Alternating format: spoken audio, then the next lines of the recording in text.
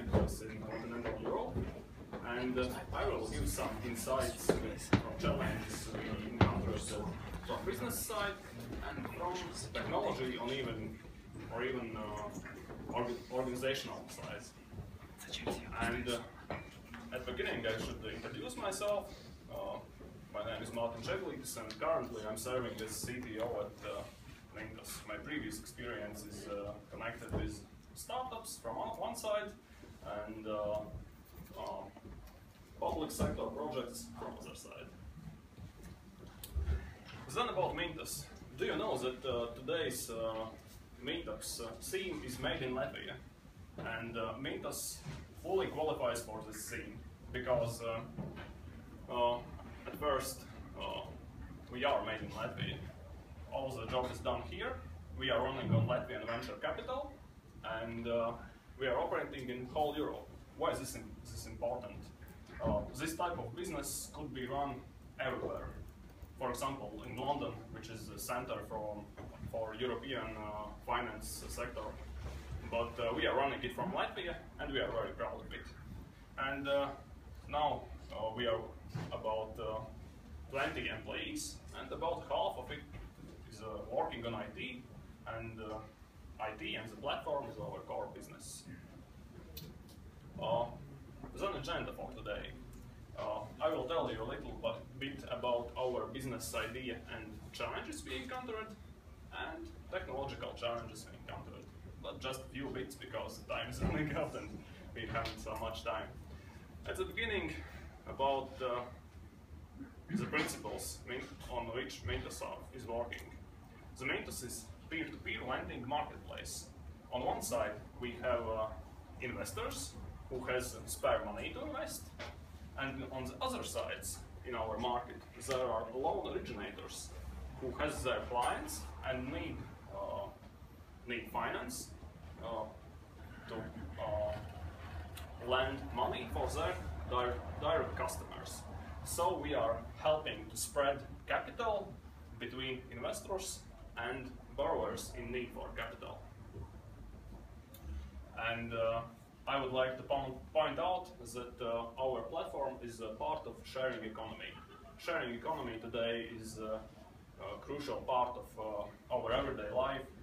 I know that a lot of people are using sharing economy systems and services like Taxify, Uber, Airbnb, and so on.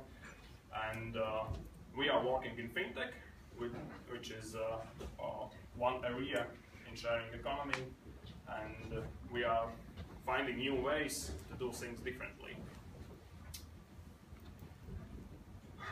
And how it is going? Today we have about 9,000 investors from 40 countries, mostly from European countries, and mainly they are retail investors. But there is a free niche for institutional investors, and we are aiming for that, and this is our next big step forward. And on the other side of our marketplace, there are 12 loan originators from 6 countries. And I think maybe this is almost outdated because now we have 13 loan originators from 6 countries, and they are very different. The important point is that this isn't the full set. We are constantly working on attracting new loan originators, we are evaluating them, and the market is constantly growing. And I know that a lot of people think that non-bank loan products typically are payday loans, short-term loans, or some products like that. But it isn't so, because our partners are issuing loans for businesses, for cars, car buying, and even for agricultural loans. And what's interesting is the terms are very different. There are some payday loans, but the terms could be up to 5 years. The business is very vast. And how it is going? Actually, we have very strong early traction, because at the first months we sold in our marketplace loans worth 200,000 euros. A year ago, the cumulative total loans funded was 3 million euros. Now it is 48 million euros. We are waiting for 50. And how it is running? If Raimond's business is running on their own capital, we are a venture financed capital, and this year we closed the 2 million euro seed funding round from Skillion Ventures. Then about challenges. At the beginning, we weren't running a marketplace. We were running something like peer-to-peer lending, and that was our first minimum viable product. All loans were secured by real estate and issued by Minkos.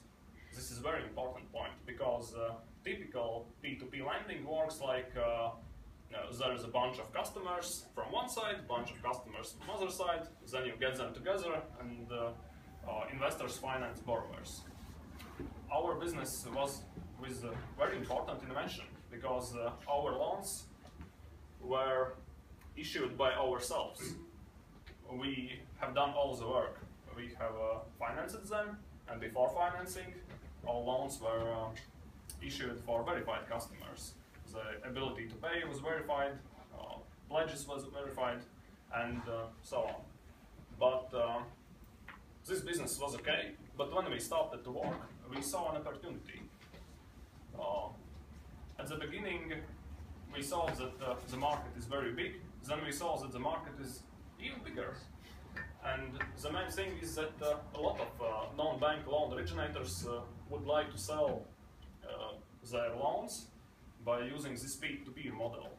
But maybe some aren't interested, maybe some haven't resources to create their lending platforms. So we decided that we should change our business. And we changed our business from that, serving both sides in retail, to that. And now we have marketplace. And that's a very big difference. And that was a very big challenge for business to change the direction. And even bigger challenge it was for our IT team, because it was the core business was changed. But we coped with that. And then a little bit about technology challenges, maybe even more about organizational challenges. And that big challenge I told you before was one of them, which which was a catalyzer to make changes. But the second thing, I think it's for all startups. In my experience, it's for all startups, that you have to move from minimum viable product to fully working information system. And this is a very good challenge, because when you are working on MVP, it's easy. You have some demo environment, everything is working, something isn't working, it will work next day, everything is moving very fast, product is made very fast, everybody's happy with speed, and then comes production. You have to maintain it all. You have to monitor your application, your infrastructure. You have to make all your infrastructure. Then there should be quality assurance, because you are working in fintech, and in fintech that means that you are working with real money. And of course, deployments. Nobody wants to wait half a day when you migrate all your data. The deployment should happen fast and should be safe and tested. And maybe I could give you some ideas on about what to think when you are starting working in fintech business. And at the beginning, standards. If you have learned information technology in some Latvian universities, you know that there are a lot of standards. For example, if you want to write about user interfaces, there is a standard for that. If you want to write requirements, specifications, there is a long standard for that. And again, they are good, but I think only a few people have read this in last year. But when you are working in fintech,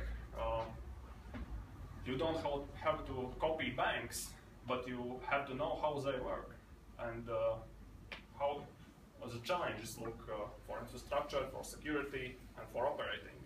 And then the standards are very good source of information to look at them. And I would like to point to one local standard. Usually fintech isn't regulated by these rules, but there are a lot of very valuable information. And of course all security testing guides, which also points out how the application should look. Then quality assurance. I know this is a very hard theme for software developers, because usually I myself had some discussions with software developers. CEO comes in and asks, is our software safe? Is our system safe?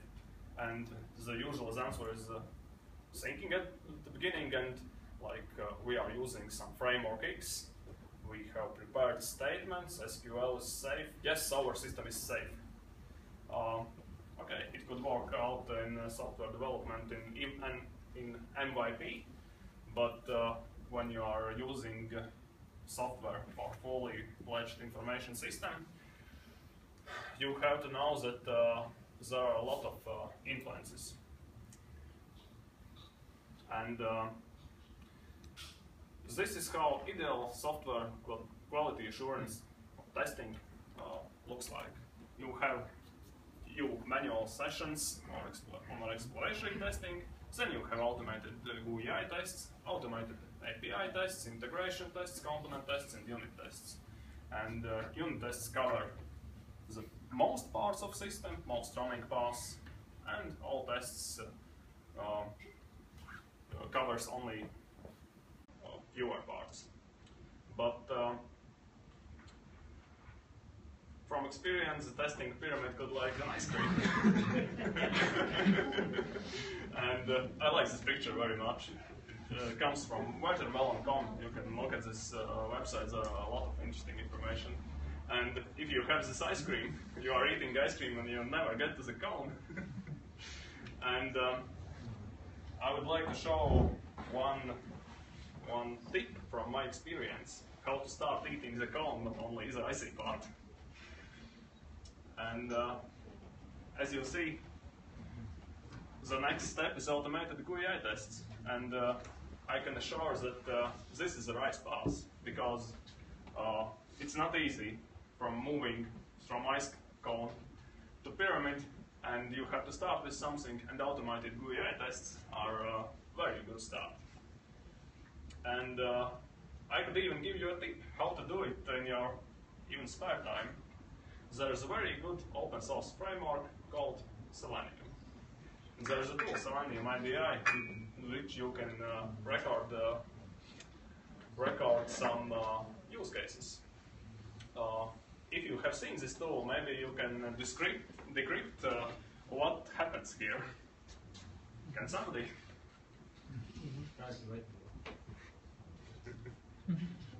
Okay, I'm just opening Lovecraft LV and trying to see if the event is sold out. And yes, test is passed, it is sold out. You can, if you are working in QA, you will see that the selectors are too generic, the text could change, and so on and so on and so on, but this is a start. If you have now only manual tests in your system, then this is a very good start to automate something. Maybe at the beginning it could be run in browser, later it could move to some CI environment, and so on and so on. But I wanted to show you that the start is very easy, and you have just to start to automate your work. And the third thing I wanted to note is methodology for agile development. And for example, we chose Scrum. And that was also a very interesting experience, because for us experience was very little. And at the beginning, developers started to read the books, and they got a lot of recipes. For example, sprints should last 3 weeks or only 2 weeks. Then you have to have slack time on Fridays, but only on Fridays, and so on and so on. But I'd like to point out that agile development depends on people, on team, and you can't build team by recipe. Team members are very individual, and you should have it in your account. But if you are starting Scrum, there is a Scrum guide, and these are the rules for game. Short, concrete rules how to play this game. And if you have these rules, then start with small changes, and you will see the results. And to summarize, I would like to tell you a few takeaways from our journey in Vintas. At the beginning, business model isn't static. As I showed you, I think it's a very good example of how everything can change very quickly, and if you are developers, you have to adapt to this, and it will change very quickly. And fintech is full of opportunities. As you saw in our example, we saw a bigger market than we are and moved to that, and there are a lot of markets like that. And about the development part. At first, automatic UA is very easy to start. And as I showed you in an example, it can be done in evening. So just try to automate your work. Second, about development processes. They shouldn't be complicated, and our experience shows that simple processes are working best. And the thing which comes from these standards and other experiences, start to monitor everything very fast. Because if you are working in fintech, in other industries, you need the trends. You need to see how your system is performing and to adjust very quickly. I think that's all. And again, shameless plug, because our CEO asked me to put some note about that we are hiring, and he especially asked to note that we have unlimited vacation policy and stock options. No, I feel like I've done everything.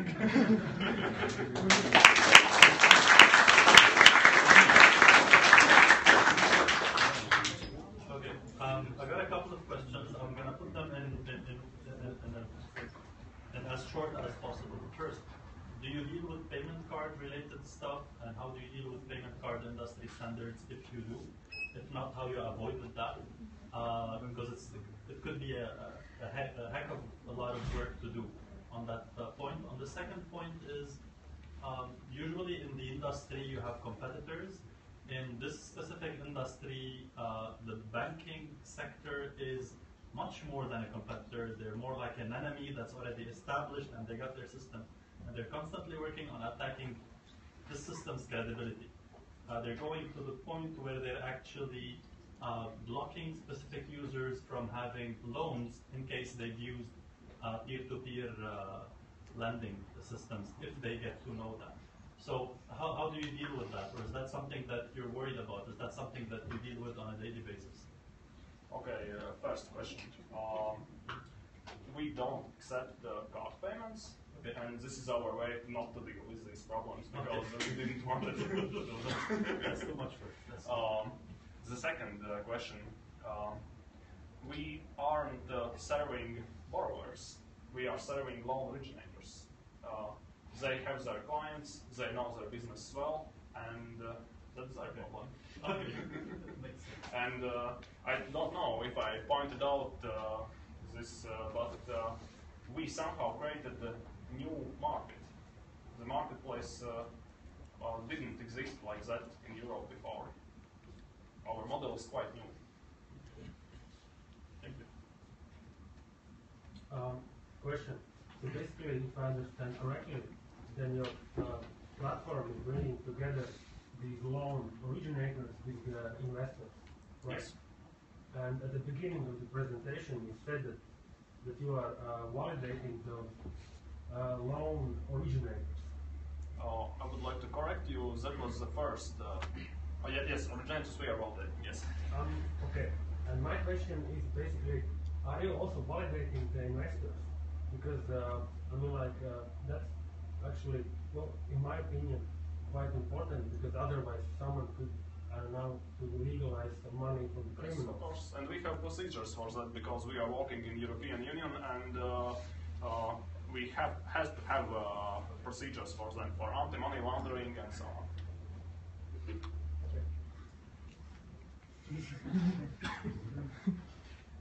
Okay.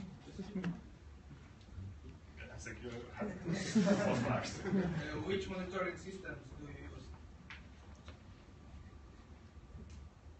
We use open source monitoring systems. But we have plugins not only for systems but also for applications because applications data is are very important. Question. Scrum Guide is great and it's a good starting point, but most likely it's not. It's learning by doing. What kind of impediments your team is having right now?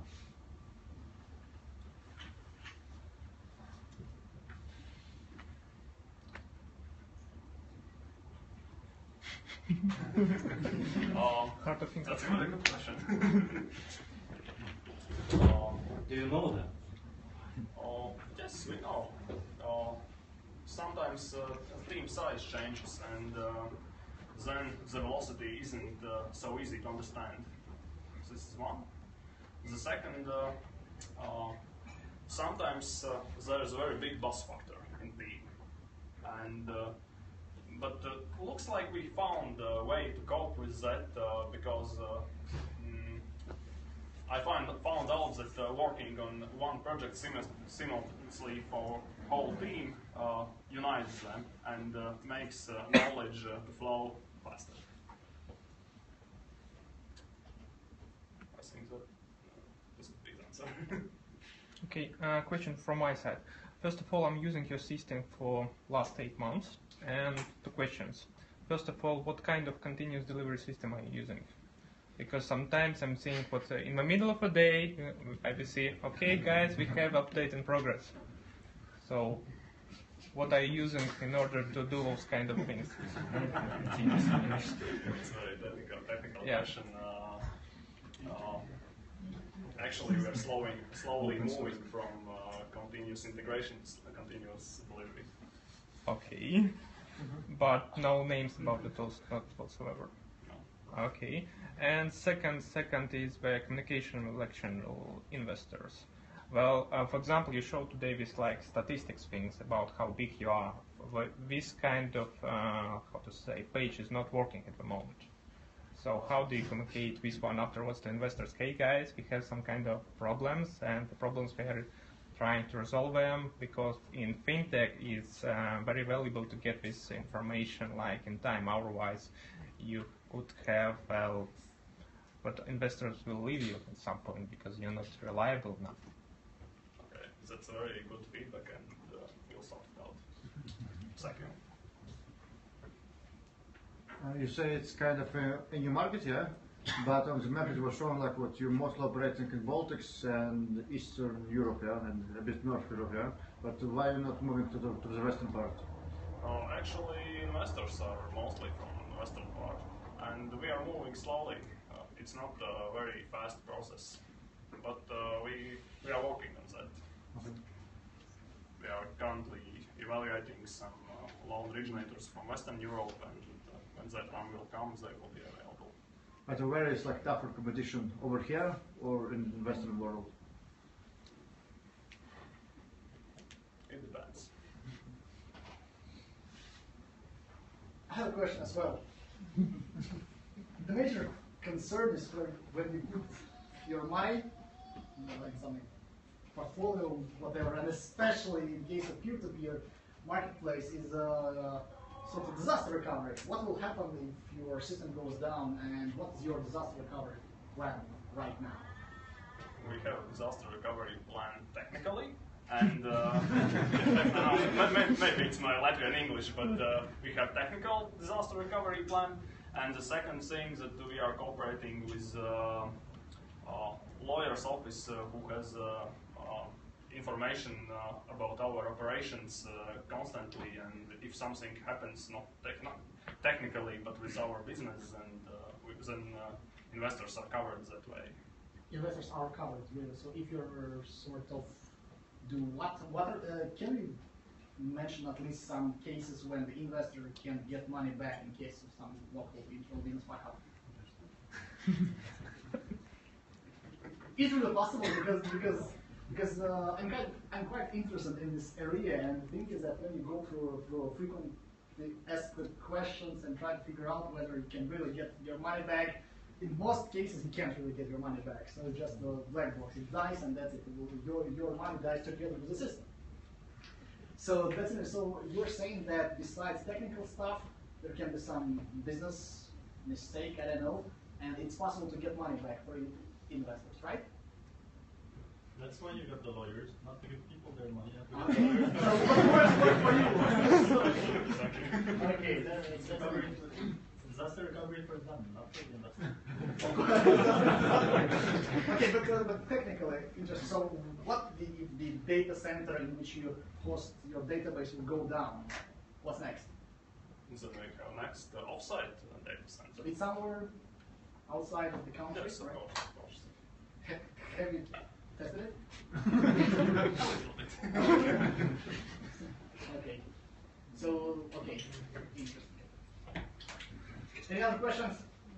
So you said you needed to move from MVP to, well, production, right? And you had different challenges, and you mentioned deployment as half-day problem, downtime of the system, right? So what you did, how you improved it, what you changed? Of course, automated. Anything specific? Actually, no. Oh, okay. I don't see this is a very big problem because if you aren't using continuum delivery yet, then automating it isn't so big challenge. Anything else? Okay. You like your job. Yes. It's very challenging. You like your job. Okay. Okay, then thank you. Thank you.